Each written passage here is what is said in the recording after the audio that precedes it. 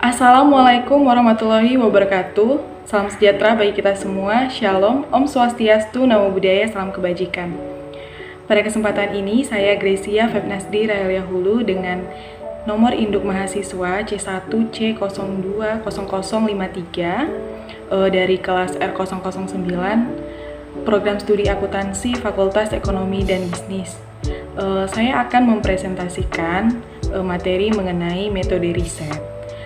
Video ini saya buat untuk memenuhi tugas dari mata kuliah Akuntansi Keprilakuan yang diampu oleh dosen pengampu Bapak Dr. Wirmi Eka Putra, SE, MSI, CI, QNR, CSRS. Langsung saja ke pembahasan yang pertama, yaitu apa yang dimaksud dengan riset. Pengamatan terhadap fakta, identifikasi atas masalah, dan usaha untuk menjawab masalah dengan menggunakan pengetahuan merupakan esensi dari kegiatan riset. Oleh karena itu, riset dapat disebut sebagai suatu usaha yang sistematis untuk mengatur dan menyelidiki masalah-masalah, serta menjawab pertanyaan yang mungkin terkait dengan fakta, fenomena, atau gejala dari masalah tersebut. Riset dimulai dengan sesuatu pertanyaan, karena menghendaki suatu desain yang jelas terhadap permasalahan yang akan dipecahkan. Selanjutnya yaitu tujuan riset.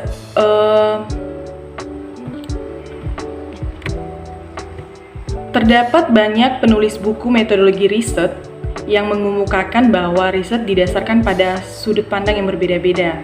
Nah, akan tetapi terdapat 5 tujuan spesifik dari suatu riset. Yang pertama yaitu menggambarkan fenomena, yang kedua menemukan hubungan, yang ketiga menjelaskan fenomena, yang keempat memprediksi kejadian-kejadian di masa yang akan datang, yang kelima melihat pengaruh satu atau lebih faktor terhadap satu atau lebih kejadian.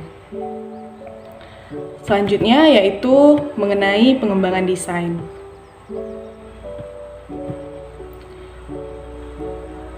Pengembangan desain ini dimulai dari menentukan lingkup pengembangan. Nah, lingkup pengembangan biasanya terbatas terhadap satu atau dua pertanyaan. Hal ini dilakukan karena berbagai alasan. Alasan biasanya adalah karena untuk menyelidiki setiap aspek dari suatu masalah bukanlah apa yang diinginkan, tidak praktis atau tidak mungkin. Keterbatasan utama dari lingkup perencanaan adalah pada aspek dana yang tersedia. Riset perilaku bisa lebih mahal, sementara anggaran yang tersedia seringkali terbatas dalam lingkup pembelajaran terhadap kebanyakan masalah-masalah penting. Kemudian, menentukan datanya. Nah, sumber data riset merupakan faktor penting yang menjadi pertimbangan dalam penentuan metode pengumpulan data. Nah, sumber data riset itu terdiri atas sumber data primer dan sumber data sekunder. Data primer itu merupakan sumber data riset yang diperoleh secara langsung dari sumber asli atau pihak pertama.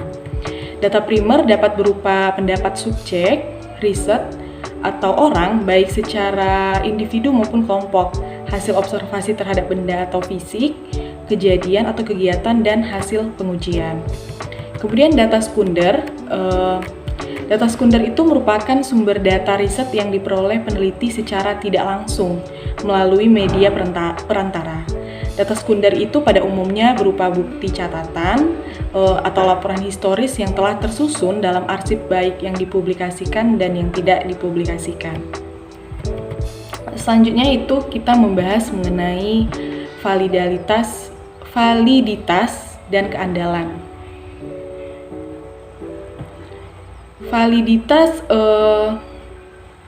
terdapat dua hal penting yang berhubungan dengan perencanaan riset perilaku. Yang pertama adalah yang diukur berkaitan dengan hal-hal yang salah, yaitu validitas, dan yang kedua adalah yang diukur berkaitan dengan hal-hal yang representatif atau keandalan. Dua hal tersebut dinilai dengan menggunakan validitas dan keandalan. Nah, validitas ini mengacu pada lingkup apa yang diukur pada kenyataannya. Peneliti ingin melakukan pengukuran dan apa yang diukur seharusnya berkaitan dengan masalah risetnya.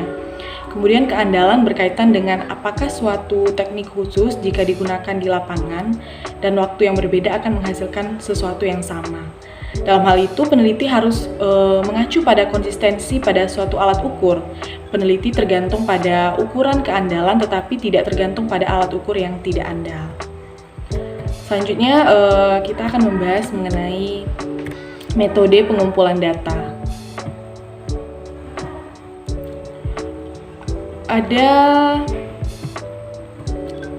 Ada dua metode ya yang digunakan dalam pengumpulan data ini. Yang pertama yaitu survei dan observasi. Nah, dalam survei tidak ada interaksi langsung antara seorang peneliti dengan responden.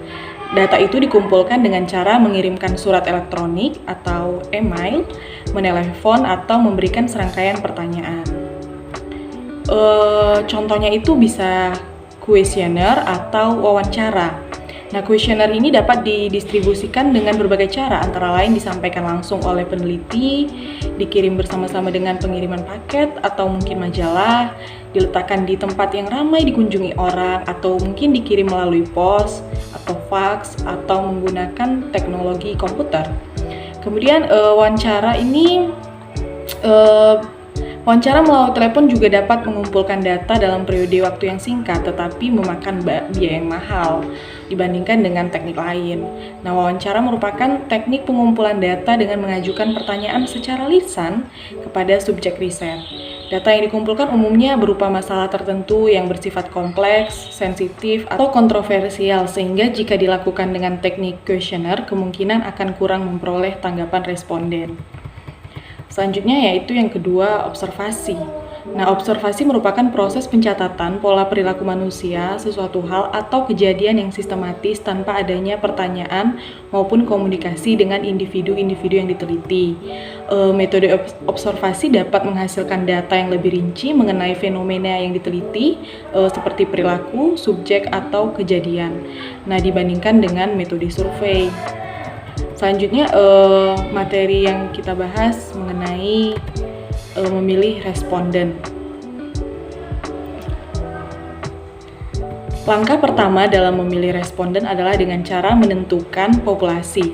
Nah, setelah populasi ditentukan, peneliti menentukan suatu sensus atau suatu sampel. Sensus itu adalah kegiatan untuk mencari seluruh informasi yang dikumpulkan dari setiap elemen dalam populasi. Sedangkan sampel merupakan kumpulan informasi dan merupakan bagian dari populasi. Ada dua jenis desain sampling yaitu sampling probabilitas atau probability sampling dan sampling non-probabilitas. Sampling probabilitas menggunakan beberapa bentuk dari sampling acak, sementara sampling non-probabilitas tidak menggunakan sampling acak. Pembahasan selanjutnya yaitu mengenai instrumen riset. Nah, pengembangan kuesioner atau pencarian instrumen merupakan langkah lain yang penting dalam proses riset. Nah, kuesioner itu sebaiknya harus yang pertama menjamin kerjasama responden. Jadi harus didesain secara menarik sehingga responden merasa tertarik untuk menjawab kuesioner tersebut. Kemudian yaitu menjamin validitas dan keandalan jawaban. Nah, para peneliti harus menentukan dasar dari keinginan informasi dan memilih suatu format pertanyaan yang akan menyediakan informasi dengan sedikit pembatasan terhadap responden, sehingga menjamin validitas dan keandalan jawaban. Selanjutnya yaitu materinya mengenai analisis data dan persiapan laporan. Nah, analisis data dilakukan setelah peneliti mengumpulkan semua data yang diperlukan dalam riset. Peneliti biasanya melakukan beberapa tahap persiapan data untuk memudahkan proses analisis data. Pemanfaatan berbagai alat analisis sangat bergantung pada jenis riset dan jenis data yang diperoleh. Nah, ketersediaan alat-alat analisis memberikan gambaran bahwa satu alat analisis dengan alat analisis lainnya dapat dengan saling bergantian dimanfaatkan dan kadangkala hanya ada satu alat analisis yang dapat digunakan. Di samping itu, ketersediaan alat-alat analisis di setiap riset tersebut mencerminkan kompleksnya permasalahan atau fenomena yang dihadapi. Kemudian, sebagai tahap akhir dari suatu riset adalah penyusunan laporan riset. Nah, laporan riset secara umum itu berisi tentang hal-hal yang terkait dengan apa saja yang dilakukan oleh peneliti, sejak tahap persiapan riset hingga interpretasi dan penyimpulan hasil analisis.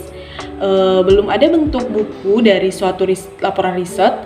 Bentuk atau format laporan riset sangatlah dipengaruhi oleh keinginan si peneliti, hal-hal yang perlu dilaporkan, serta permintaan dari para sponsor riset. Baiklah, tidak terasa kita sudah berada di ujung pembahasan pada materi metode riset ini.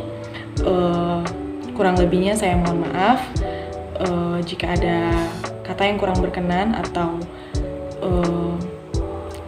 menyinggung para pendengar sekalian, para penonton sekalian.